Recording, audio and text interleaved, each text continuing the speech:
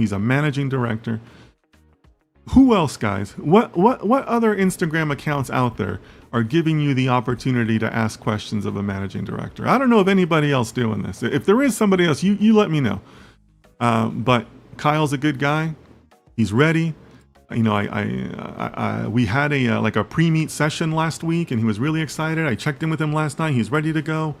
So I really commend him for being willing to jump in and join the chat. Right? That's not for everybody. It's not easy to go on live stream, right? So he's gonna come in.